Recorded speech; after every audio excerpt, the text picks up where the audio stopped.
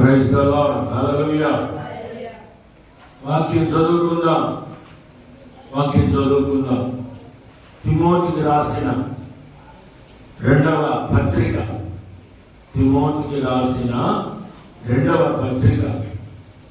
మొదటి అధ్యాయం 16వ వచనం నుంచి వాక్యం మనం చదువుకుందాం. 16వ వచనం నుంచి 18 వచనాల వరకు వాక్యాన్ని మనము చదువుకుందాం. తిమోతికి రాసిన రెండవ పత్రిక. మరొకసారి చెప్తున్నా, తిమోతికి రాసిన రెండవ పత్రిక కదా. ఎన్ని పత్రికలు తిమోతికి రాశాడు పౌలు? 2 పత్రికలు రాశాడు. ఒకటి మొదటి పత్రిక, రెండవ పత్రిక కదా. కానీ రెండవ పత్రికను చూద్దాం. మొదటి అధ్యాయము 16వ వచనం నుంచి చదువుదాము. చదవమ్మా. ప్రభువు ఒనేసిఫోరు ఆయన పేరు ఏంటండి? ఏం పేరు? కొద్ది కష్టం ఉంది కదా, కొద్ది కష్టంగానే ఉంది.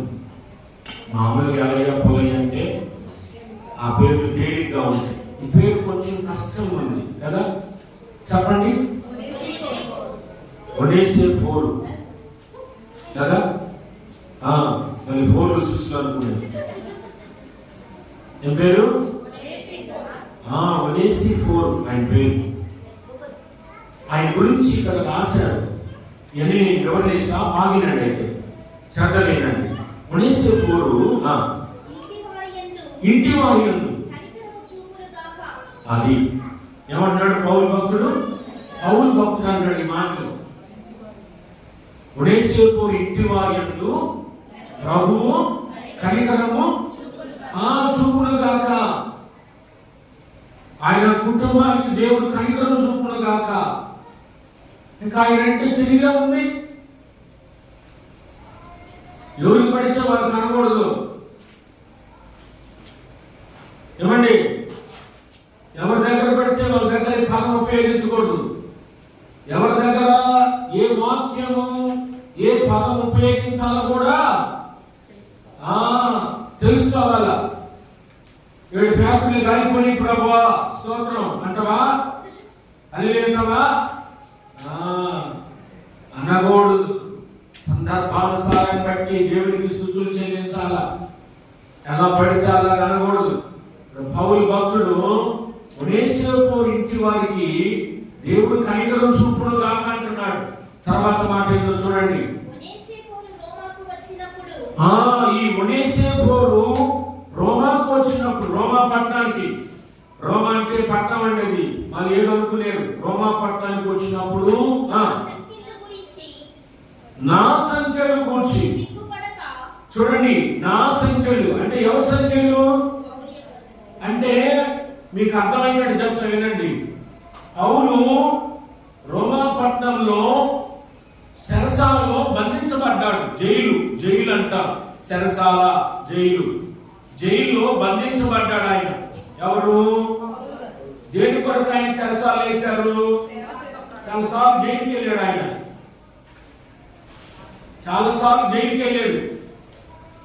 నేరం చేసి కాదు, తప్పు చేసి కాదు ఆయన జైలుకి వెళ్ళింది. నిజంగా జైలుకి ఎవరు వెళ్ళేది? చెప్పండి గట్టిగా. తప్పు చేసిన వాళ్ళు. ఏమండి? తప్పు చేసిన వాళ్ళు, నేరం చేసిన వాళ్ళు కదా. ఇలాంటి వాళ్ళు జైలుకి తీసుకెళ్ళబడతారు. కానీ ఈయన కూడా జైలుకి తీసుకెళ్ళారు. ఎందుకంటే దేవుని సువార్త నిమిత్తము, దేవుని వాక్యం నిమిత్తము. ఆ రోజుల్లో సువార్త ప్రకటిస్తుంటే ఒప్పుకునే వాళ్ళు కాదు. వాక్యం చెప్తుంటే ఒప్పుకునే వాళ్ళు కాదు. ఇప్పుడు కూడా మీరు చూస్తున్నారో లేదో, సోషల్ మీడియాలో చూస్తున్నారో లేదో, ఫేస్బుక్ లో, యూట్యూబ్ లో మీరు గమనిస్తున్నారు లేదో, అక్కడక్కడ చాలా మంది వ్యతిరేకులుగా మారుతున్నారు, విరోధంగా మారుతున్నారు. మన భారతదేశంలో మత స్వేచ్ఛ ఉందండి. మనం ఏ మతాన్నైనా ప్రచారం చేసుకోవచ్చు, ఏ మతాన్నైనా నువ్వు స్వీకరించవచ్చు. నువ్వు హిందూ అయితే నీకు ఒకవేళ క్రైస్తవాన్ని స్వీకరించాలనుకుంటే క్రైస్తవత్వంలోకి వెళ్ళొచ్చు. మతం అనకూడదు కూడా, మళ్ళీ క్రైస్తవ మతం అనకూడదు. నువ్వు ప్రభుని నమ్ముకోవాలా, నమ్ముకోవచ్చు. ఒకవేళ కాదు నువ్వు ఇంకొక దేవుని నమ్ముకోవాలా, నువ్వు నమ్ముకోవచ్చు. నీ ఇష్టం. నువ్వు ఏ దేవునైనా నమ్ముకోవచ్చు, పూజించుకోవచ్చు. భారతదేశంలో ఆ హక్కు ఉంది. రాజ్యాంగంలో ఆ హక్కుని పొందుపరిచారు రాజ్యాంగ నిర్మాత డాక్టర్ బిఆర్ అంబేద్కర్ గారు. ఓకేనా?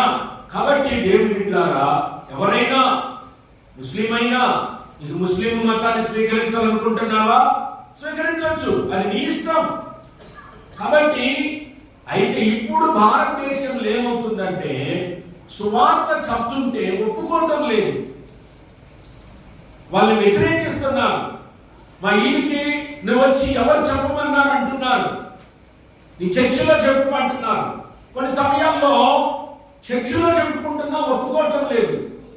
చర్చిలోకి వచ్చి కూడా జనాలు కొడుతూ కొన్ని రాష్ట్రాల్లో, మధ్యప్రదేశ్, ఒడిశా, కర్ణాటక, ఇలాంటి కొన్ని, ఉత్తరప్రదేశ్, ఇలాంటి కొన్ని రాష్ట్రాల్లో ఎక్కువ దేవుని సువార్త అందిస్తున్న వాళ్ళ మీద దాడి చేస్తున్నారు.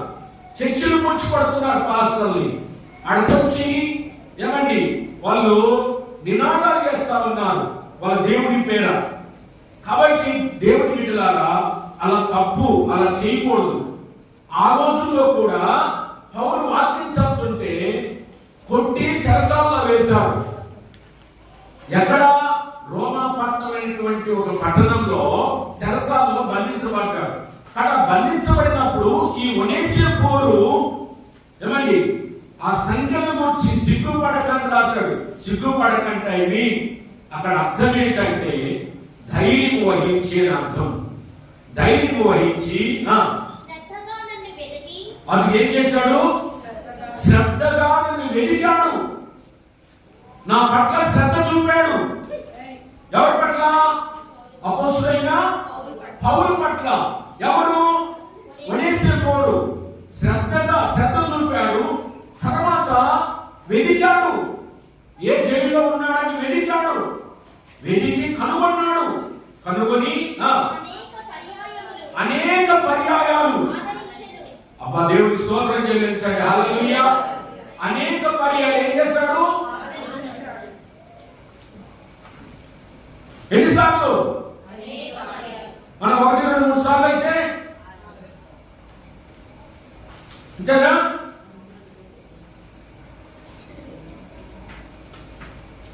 నాలుగు సార్లు హాస్పిటల్కి పోవాలంటే ఒకసారి పోతాం, అన్నయ్య గారు బాగున్నారా అంటాం. ఒకసారిగా పోయొచ్చి ఇంకోసారి పోయేద్దాం మొహమాటం కోసం ఆయన పోతాం. రెండోసారి వెళ్తాం, పలకరిస్తాం, అన్నయ్య బాగున్నారా అంటాం, చెల్లి బాగున్నావా అంటాం. రెండోసారి పోతాం. మూడోసారి పోతామా? కానీ అట్ట కాదు. అనేక పర్యాయాలు రాశాడు. అనేక పర్యాయాలు పౌలు విషయంలో ఆదరణ చూపాడు. అనేక పర్యాలు ఆదరించాడు. మరియు ఒనేసిఫోరు ఎఫెసులో ఎంత ఉపచారం అండి, ఉపచారం, పరిచర్య, ఉపచారము. ఈ పదాలు చూడండి. మార్త యేసుక్రీస్తు వారికి ఉపచారము చేసేది బైబిల్లో. కాబట్టి ఈయన ఎఫెసులో పౌలు ఉన్నప్పుడు, ఆ సంఘంలో సేవ చేసినప్పుడు అనేక సార్లు ఉపచారం చేశాడు. అది నువ్వు బాగుగా ఎరుగుదు తిమోతి, అది నీకు బాగా తెలుసు. బాగానండి, అది నీకు బాగా తెలుసు, నువ్వు బాగా ఎరుగుదు. ఆ దినమునందు ఒనేసిఫోరు ప్రభు వలన కనికరము పొందినట్లు ఆ ప్రభు అనుగ్రహించునుగాక. ప్రియులారా, ప్రియమైన దేవుని బిడ్డలారా, ఈ మధ్యాహ్న కాల సమయంలో ఇక్కడ ఒక వ్యక్తిని గురించి నేను మీకు చెప్తున్నాను, జాగ్రత్తగా వినండి. ఈయన పేరు ఒనేసిఫోరు. ఈయన ఎవరు? రాజా,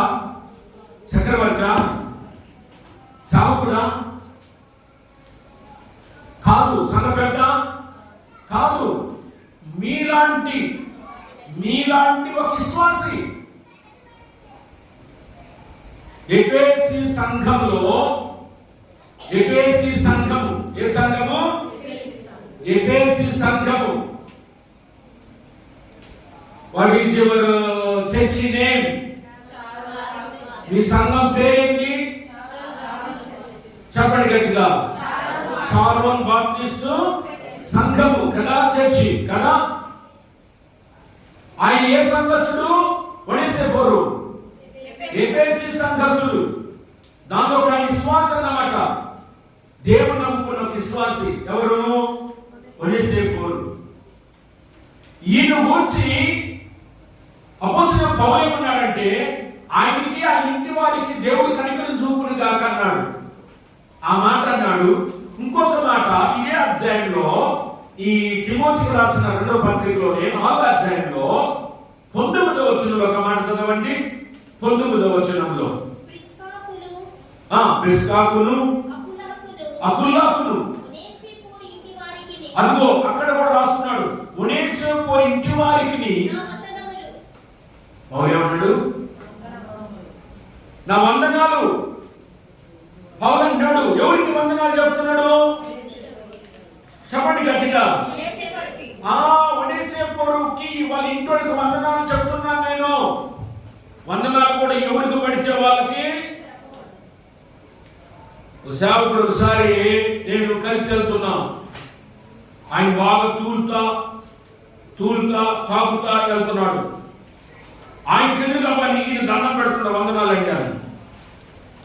నీ కొంచెమన్నా ఇక ఆ పదం మీరు ఉపయోగించుకోండి. నీ కొంచెమన్నా బుద్ధి ఉందా? ఎవరికి వందనాలు చెప్పాలా? చెప్పండి. పాస్టర్ గారు ఎదురైతే అయ్యానమ్మా చెప్పరా? ప్రవళిక వందనాలు పాస్టర్ గారు అన్నారు, అవునా? లేకపోతే కుమారి సిస్టర్ ఎదురైనందుకు ఏమన్నా వందనాలు సిస్టర్ అన్నాను. అవిగా ఎదురైనందుకు ఏమన్నా వందనాలు సిస్టర్. ఒకరినొకరికి ఏం చెప్పుకోవాలా? సరేకా మీ ఆయన కూడా చెప్పొచ్చు, అన్నాలండి చెప్పచ్చు, సమయం లే. భర్త కూడా వందనాలు చెప్పొచ్చు, భర్త కూడా భార్యకి వందనాలు చెప్పొచ్చు, తప్పేం లేదు, అవునా? కాబట్టి వందనాలు తాగుతున్నా ఇంకా పోయే అన్నాలయ్యా అంటే ఏమంటాడు? చాలా కొన్ని వందనాలు లాగా. కానీ పౌలు భక్తుడు ఒనేసిఫోరు ఇంటి వారికి వందనాలు చెప్తున్నాడు. ఇంకొక మాట అన్నాడు, ఫస్ట్ మాట ఏమని? ఆ ఇంటికి దేవుడు కనికరం చూపుడుగా కన్నాడు. ఎందుకు అన్నాడు చెప్పండి? ఇక ఆయన అంటే తిరిగి పౌలు భక్తుడు. అందులో మామూలు దైవజనుడు కాదు ఆయన. ఎట్లాంటి దైవజనుడు చెప్పండి, ఒక మాటలో చెప్పండి. మీరు వెళ్ళా ఎట్లాంటి దైవజనుడు చెప్పు? పౌలు కాదు. నా పేరు పౌలే, నేను పాలే, ఆయన పేరు పాల్. ఇంగ్లీష్ లో పాల్, తెలుగులో పౌలు అంటారు. ఎట్లాంటి చెప్పండి, ఒక మాటలో చెప్పండి అమ్మా. అంత గెలుపట్ల గొప్ప దైవజనుడు అని చెప్పాలి.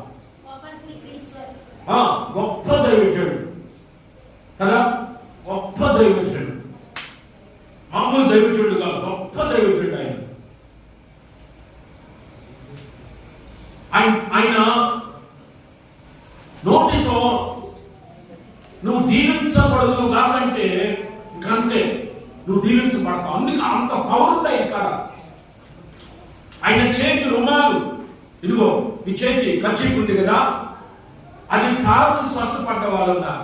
యేసుక్రీస్తు వస్త్రం దాకి చెప్పండి అట్ట చెప్పాలా? వివరణ చెప్తా నాకు. ఎవరన్నా పేరు తెలుసా? మహిమా పేరు తెలుసా? తెలీదు మనకి. ఎవరు ఆ పేరు తెలీదు, బైబిల్లో రాయిలా. తర్వాత అడుగుదాం. పరలోకం వెళ్ళిన తర్వాత, ప్రభా 2 సంవత్సరాల రక్తస్రావం కలిగిన ఒక ఆమె నీ యొక్క వస్త్రాన్ని చెంగు దాకిందే, ఆ పేరేందయ్యా అని అడుగుదాం. తర్వాత అడుగుదాంలే. కాబట్టి యేసు ప్రభు వస్త్రము తాకి స్వస్థత పడింది ఆమె. అట్లానే పౌలు యొక్క ఈ చేతి రుమాలు దాకి స్వస్థపడ్డోళ్ళు ఉన్నారు. అంత శక్తి ఉంది ఆయన కాడ. ఇంకా ఆయన అంటున్నాడు ఏమని, ఒనేసిఫోరు ఇంటి వారికి దేవుడు కనికరం చూపునుగాక అన్నాడు. రెండోగా ఇంటి వాడికి నేను వందనాలు చెప్తున్నానన్నాడు. ఎందుకు అన్నాడు? ఇది ఎవరు అంటే ఎఫెసీ సంఘంలో ఒక విశ్వాసి. ఈ పేరుకి అర్థం ఏంటంటే లాభము సమకూర్చుకున్నవాడు. ఏమర్థం అండి? లాభము సమకూర్చుకున్నవాడు. లాభం సమకూర్చుకున్నవాడు. లాభాన్ని సమకూర్చుకుంటాడు. ఏ లాభం? ఈ లాభాలు కదా అది దేవుడిలో కదా. ఇంకా మా దేవుడి పిల్లలు ప్రతిరోజు పరీక్షించుకోవాలి. ప్రతి దినము జాగ్రత్తగా ఉండాలి. దేవుడు ఎప్పుడు మనల్ని పిలుస్తాడో మనకి మోటిమాల సావకుడు నిన్న పాస్టర్ గారు నన్ను ఫోన్ చేశాడు. పాస్టర్ గారు, మోటిమాల పాస్టర్ గారు జాన్ డేవిడ్ అనేటువంటి ఆయన చనిపోయాడు, నీకు తెలుసా అన్నాడు. ఆయన పరిచయమే కానీ చనిపోయిన సంగతి నాకు తెలియదు. హార్ట్ స్ట్రోక్ వచ్చి చనిపోయాడు. ఆశ్చర్యపోయాడు. చూడండి ఏ సమయము ఎలా ఉంటుందో. అందుకే దేవుని పిల్లలు ఎప్పుడు సిద్ధపాటు కలిగి ఉండాలి, మంచిగా ఉండాలి. ఇప్పుడు ఎట్లా మీరు తెల్లని వస్త్రాలు ధరించారో, నేను చాలా సార్లు చెప్తున్నా, మీరు తెల్లని వస్త్రాలు వేసుకొని రండి అని. అయినా నాకు ఎట్లున్నట్టే చెవిటోడు ముందు చెప్పండి, చెవిటోడు ముందు బోర ఊజాడనుకో వినపడుద్దా? మీరు కూడా ఎట్లుంటున్నారు? వినపడనలాగా ఉంటున్నారు. అయ్యో పాప ఇన్నిసార్లు పాస్టర్ గారు వైట్ డ్రెస్ అంటాడే. ఎందుకు అంటున్నాడు? పోనీ ఒక డ్రెస్ కొనుక్కుందాం. ఒక డ్రెస్ ఎంత? 2000 ఉండదేమో, అంతేనా? 500 ఓన్లీ 500. 1000 రూపాయలు వేస్తూ నీ రోజు ఒక సంపాదన, ఒక రోజు సంపాదన 1000 రూపాయలు ఒక రోజు సంపాదన. ఏంటి ఎలీషా గారు? ఒక రోజు సంపాదన అంతేనా? ఎలీషా పని చేస్తే 1000 రూపాయలు ఇస్తారు, అంతేనా? మన రత్నకుమారు నా దగ్గర పని చేశాడు, రత్నరాజు 2 రోజులు చేశాడు, 2000 ఇచ్చాడు. ఒకరోజు పని చేస్తే 1000 రూపాయలు, 2 రోజులు పని చేస్తే 2000 ఇచ్చాడు, తెలుసా? కాబట్టి నేను ఇప్పుడు వరకు వేయించుకున్న పని. చాలా మంది పాస్లో చేస్తే ఊరకు అనుకుంటారు. నేను ఎప్పుడు ఊరకు పంపను అసలు, అది గుర్తు పెట్టుకోండి. వాళ్ళ కష్టానికి తగిన ఫలితం ఇచ్చి పంపుతాను, ఇంకా రెట్టింపు కొంత ఎక్కువ ఇచ్చి పంపుతాను. వాళ్ళ కష్టాన్ని ఉంచుకోండి, వాళ్ళ శ్రమాన్ని నేను దాచుకోండి. కాబట్టి దేవుని బిడ్డలారా, ఒక సంపాదన, ఒక రోజు సంపాదన 1000 రూపాయలు అనగా నేను ప్రసన్న. మరి ఏది వైట్ డ్రెస్ ఏది?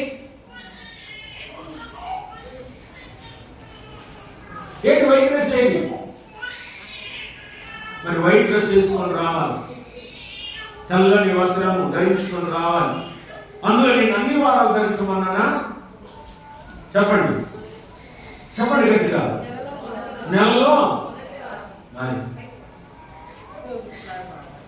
చెప్పండి. రోజుకి నీ పిల్లలకి ఎంత ఖర్చు పెడతావు? రోజు 100 అంటుంది అజుమా. అది అంటే 100 పెడుతున్నావు సుప్రియ అంటే నువ్వు నెల రోజులకి 3000. నెల రోజులకి నీ పిల్లోడు ఖర్చు 3000. ఒక 1000 రూపాయలు పెట్టి డ్రెస్ కొనుక్కోలేకపోతున్నావు అంటే ఏంటి? అని ఒక నిర్లక్ష్య స్వభావం అంతే. అంటే దీన్ని పాటిద్దాం, దీన్ని అమలుపరుద్దాం. అనే ఆలోచన. కాబట్టి జాగ్రత్తగా ఉండాలి మనం. దేవుని పిల్లలు ఎప్పుడు కూడా అజాగ్రత్తగా ఉండకూడదు. ఎందుకు చెప్పాడు? దాన్ని పాటించాలంటే ఆజ్ఞను పాటించాలి. ఆదాము చెప్పింది ఏంటి? దేవుడు ఏం చెప్పాడు? సూర్యక ఆదాముకు చెప్పింది ఏంటి? ఆదాముకు అమ్మకు చెప్పింది ఆ పండు తిన బాగా, అదే నేను చెప్పింది. అంతేనా? ఇంకేమన్నా చెప్పాడా? ఆ పండు తిన బాగా అన్నాడు. అదే నేను చెప్పింది. నేనేం చెప్పాను? దేవుడు నా ద్వారా చెప్పాడు. ఫస్ట్ ఆదివారము మీరందరూ తెల్లని వస్త్రాలు ధరించుకొని రండి అన్నాడు. మరి ఇంకేం? ఆ పండు ఆయన తినొద్దంటే ఆయన తిన్నాడు. మీరేమో అంతే. మీకు ఆదాముకి ఏం తేడా ఉంది? మీరు ఆజ్ఞను అతిక్రమిస్తున్నారు, ఆజ్ఞను మీరుతున్నారు. కాబట్టి అందుకే జాగ్రత్త దేవుడి పిల్లలు. ఉడేసేపుడు విషయం చూస్తే చాలా జాగ్రత్తగా జీవించాడు ఆయన. అందుకే పౌలు అన్నాడు, ఆ ఇంటికి దేవుడు కనికరం చూపుడు గాక, ఆ ఇంటి వారికి వందనాలు చెల్లిస్తున్నాడు.